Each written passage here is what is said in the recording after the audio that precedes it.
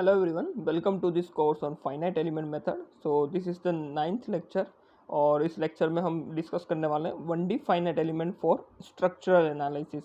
Okay, so मेरा नाम हिमांशु पंड्या है और स्टार्ट करते हैं लेक्चर को. तो बेसिकली हमने फर्स्ट मॉड्यूल अभी तक डिस्कस कर चुका हूँ मैं, और ये सारे टॉपिक डिस्कस हो चुके हैं. इसके आप वीडियोस आप देख सकते हैं मेरे चैनल पे. और सेकेंड मॉड्यूल के अंदर भी हम आज डिस्कस करेंगे this one D finite element method. इन सभी के वीडियोस में पोस्ट कर चुका हूँ, आप उन्हें देख सकते हैं. ओके, और मैं चाहूँगा आप प्लीज़ ये सब देख लीजिए, उसके बाद इस वीडियो को देखिए ताकि आपको और बेटर अंडरस्टैंडिंग हो. ओके, सो इस लेक्चर के अंदर सबसे पहले हम देखेंगे कि अभी हमने देखा था हमने सिंपल वन डी एलिमेंट लिया था, स्प्रिंग एलिमेंट लिया था, और उस केस के अंदर हमारा जो कॉन्स्टिट्यूटिव रिलेशन था वो था F इजिकल टू के एक्स. ओके, तो ये यूज़ किया था हमने उसकी ग्लोबल स्टिफनेस मैट्रिक्स बनाने के लिए. ओके, नाउ अपने पास अब क्या है कि एक रोड है, यहाँ पे एक रोड है और इस रोड की लेंथ L दे रखी है, एरिया A है और यंग्स मॉडुलस E है, और इसको जब फोर्स लगा रहे हैं तब इसका x डिस्प्लेसमेंट हो रहा है. ठीक है, तो अब इसको किस तरीके से एनालाइज करेंगे, तो उसके लिए सबसे पहले हमें इसका कॉन्स्टिट्यूटिव इक्वेशंस जो है हमारे पास, वो है हमारे पास हुक्स लॉ. तो हुक्स लॉ हमने लिखा यहाँ पे, sigma is equal to E epsilon. Okay, और हमें पता है एप्सिलॉन जो स्ट्रेन होता है वो change in length upon initial length होता है. ओके, तो चेंज इन लेंथ x हुआ था और इनिशियल लेंथ कैपिटल L है, और सिग्मा जो स्ट्रेस है वो अपन को पता है फोर्स अपॉन एरिया होता है. ओके, तो इन दोनों को इस इक्वेशन में पुट कर दिया यहाँ पे, तो अल्टीमेटली ये वाली इक्वेशन हमें मिली. और इस इक्वेशन को भी थोड़ा सा मॉडिफाई करके हमने यहाँ पे लिखा. थोड़ा सा मैं इसको रब कर देता हूँ, आपको क्लियर दिखेगा.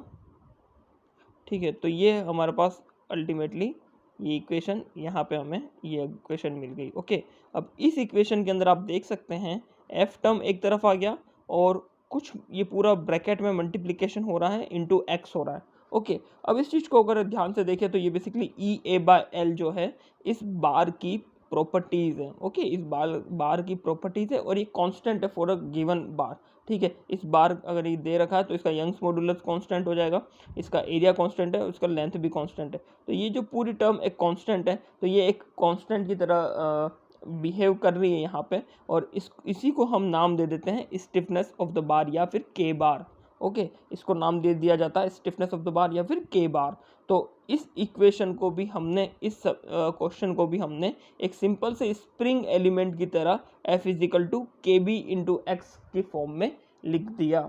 ठीक है, तो ये जब इस फॉर्म में ये आ जाता है तो इसको आगे इससे ग्लोबल मैट्रिक्स बनाना, ग्लोबल स्टिफनेस मैट्रिक्स बनाना बहुत ही इजी हो जाता है. हमें सिर्फ पहले जब हम माइनस के और के करके जो मैट्रिक्स बनाते थे, लोकल स्टिफनेस मैट्रिक्स और ग्लोबल स्टिफनेस मैट्रिक्स बनाते थे, उधर इस के की जगह अब ये वैल्यू आ जाएगी ई ए बाय एल. ओके, और ये प्लस माइनस उस तरीके से आ जाएंगे. तो इसको हम आगे न्यूमेरिकल की हेल्प से आगे और अच्छी तरीके से देखने वाले हैं. बट उससे पहले यहाँ पे हम देखते हैं कि एफ में सिर्फ एक स्प्रिंग की प्रॉब्लम या बार की प्रॉब्लम नहीं, इसी फंडे को डायरेक्ट फॉर्मुलेशन के अंदर इसी फंडे को यूज़ करते हुए हम अलग अलग प्रॉब्लम्स या अलग अलग फिजिक्स को सॉल्व कर सकते हैं. जैसे कि अभी हमने देखा प्रिज्मेटिक एक्शियल बार, प्रिज्मेटिक मतलब जिसका एरिया है वो थ्रू आउट लेंथ कॉन्स्टेंट रहे, उसे प्रिज्मेटिक बोलते हैं. तो यूनी एक्शियल बार के लिए हमने के ए ई बाय एल ले लिया. उसी तरीके से सर्कुलर बार इन टॉर्शन के लिए जे जी बाय एल, जे आपको पता है polar moment of inertia, G is the modulus of rigidity और एल तो उसकी लेंथ हो जाएगी. तो ये तो हमारा स्ट्रेंथ ऑफ मटेरियल की प्रॉब्लम्स एफईएम के थ्रू सोल्व करना हो गया. ये हम देखते हैं यहाँ पे कि 1D हीट कंडक्शन के अंदर भी हम इसको यूज़ कर सकते हैं. यहाँ पे F और X की जगह कुछ वेरिएबल चेंज हो जाएंगे, नेक्स्ट स्लाइड में हम देखने वाले हैं. बट ये जो K की जगह यहाँ पे आ जाएगा ए के बाय एल, और ये जो के एक्स एक्स है बेसिकली थर्मल कंडक्टिविटी हो जाएगी. ओके, उसी तरीके से fluid flow through a porous medium के केस में भी के इजिकल टू ए के बाय एल हो जाएगा, जहाँ पे के एक्स एक्स जो है ये permeability coefficient of the material हो जाएगा. ओके, तो यहाँ पे हम देख रहे हैं कि इस के को वैल्यू को चेंज करके हर अलग अलग फिजिक्स में हम ये कॉन्स्टिट्यूटिव रिलेशन ऑब्टेन कर पा रहे हैं, और इसी को हम आगे यूज़ करते हुए हमारी ग्लोबल स्टिफनेस मैट्रिक्स बनाएंगे. ओके, तो बेसिकली एफईएम के अंदर हम क्या कर रहे हैं, ये हमारे पास एक इक्वेशन डेवलप कर रहे हैं, algebraic equation K u is equal to F जहाँ पे के जो है वो प्रॉपर्टी है, यू बिहेवियर है और F is equal to action. तो इस एक्शन के कारण जो बिहेवियर हो रहा है वो हमें इस प्रॉपर्टी से लिंक करते हुए ये इक्वेशन मिल गई है। ओके, और हमें अननोन जो ये बिहेवियर फाइंड आउट करने के लिए के इनवर्स एफ कर सकते हैं अपन इसको फाइंड आउट करने के लिए। तो अगर ये इलास्टिक प्रॉब्लम है, इलास्टिक फिजिक्स है, तो यहाँ पे प्रॉपर्टी स्टिफनेस हो जाएगी और बिहेवियर इसका डिस्प्लेसमेंट हो जाएगा और एक्शन फोर्स हो जाएगा। मतलब फोर्स के कारण जो डिस्प्लेसमेंट हो रहा है यही हमें अननोन फाइंड आउट करना होता है और इसी को हम डिग्री ऑफ फ्रीडम भी बोलते हैं एफईएम के केस में। ओके, तो सेकेंड यहाँ पे देखो थर्मल का केस है, तो थर्मल में प्रॉपर्टी कंडक्टिविटी हो जाएगी और क्या अननोन फाइंड आउट करना है, टेम्परेचर, और किसकी वजह से टेम्परेचर वेरिएशन हो रहा है, due to some heat source. Okay, उसी तरीके से फ्लूइड के अंदर विस्कोसिटी इसकी प्रॉपर्टी होती है, वेलोसिटी हमें फाइंड आउट करनी होती है और क्या है फ्लूइड फोर्सेस वगैरह हमें दिए हुए होते हैं। इलेक्ट्रोस्टैटिक में डाई इलेक्ट्रिक परमिबिलिटी जो होती है मटेरियल की वो उसकी प्रॉपर्टी हो जाती है। इलेक्ट्रिक पोटेंशियल जो होता है उसका बिहेवियर होता है ड्यू टू चार्ज फ्लोइंग और चार्ज। ठीक है, तो ये अलग अलग फिजिक्स में अलग अलग जो बिहेवियर है वो चेंज हो जाता है। ठीक है, उसको डिनोट इसी इक्वेशन से करेंगे बट ये वैल्यूज या उसकी फिजिक्स है वो चेंज होती रहती है। Okay, now once global stiffness matrix is developed, boundary condition need to be substituted to determine the nodal displacement which can be solved either by elimination method और penalty approach। तो जैसे ही हमने global stiffness matrix बना दी, अब उस global stiffness matrix के अंदर हमें बेसिकली बाउंड्री कंडीशन पुट करनी है ताकि वो नॉन ज़ीरो मैट्रिक्स बन जाए। ठीक है, बाउंड्री कंडीशन पुट करनी है और उसे फिर इन दोनों किसी भी एक मेथड से सॉल्व करेंगे ताकि वो इजीली सॉल्व हो पाए। ओके, तो ये दोनों मेथड हम आगे आने वाली क्लासेस में देखने वाले हैं। तो यहाँ पे कुछ और पॉइंट्स हैं कि जैसे कि हमारे पास है कि 1D बार एलिमेंट है। ओके, तो इसका वन एलिमेंट है तो 1 को अपन ने सर्कल कर रखा है, ये इस तरीके से 1 और 2 नोड नंबरिंग कर रखी है। ओके, Q1 Q2 यहाँ पे मैं डिस्प्लेसमेंट शो कर रहा हूँ, कभी अपन X से कर रहे हैं, कभी D से कर रहे हैं, कभी U से भी करेंगे। ठीक है, तो ये सब चीज़ें सेम हैं, QX U D।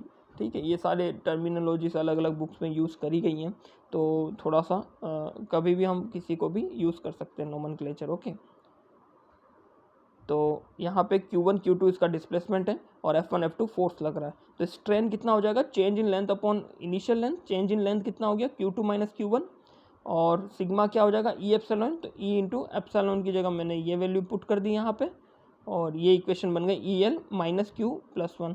अब इसको थोड़ा सिंप्लीफाई फॉर्म में या मैट्रिक्स की फॉर्म में इस तरीके से लगते हैं, E और 1/L माइनस 1 1 और Q1 Q2।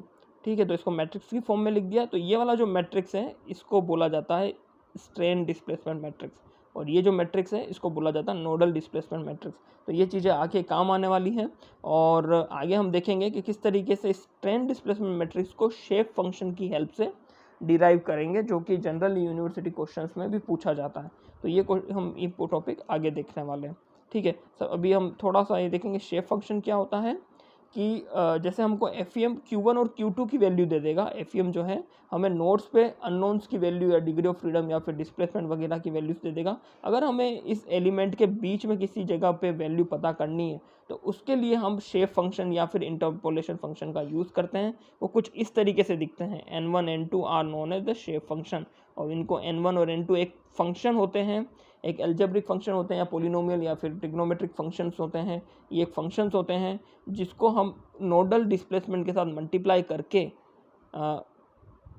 उनको ऐड कर दिया जाता है, जिससे कि हमारे पास जो total displacement eight point Q आ जाता है। ओके, तो इसको भी हम हमारे जो आगे आने वाले जो मॉड्यूल होगा शेप फंक्शन का उसके अंदर देखेंगे। तो आई होप आपको ये लेक्चर समझ में आया होगा और आपको कोई फीडबैक हो या आप कोई क्वेश्चन पूछना चाहते हो तो प्लीज़ कमेंट सेक्शन में पूछ सकते हो। और if you like this lecture please like share and subscribe. Thank you everyone.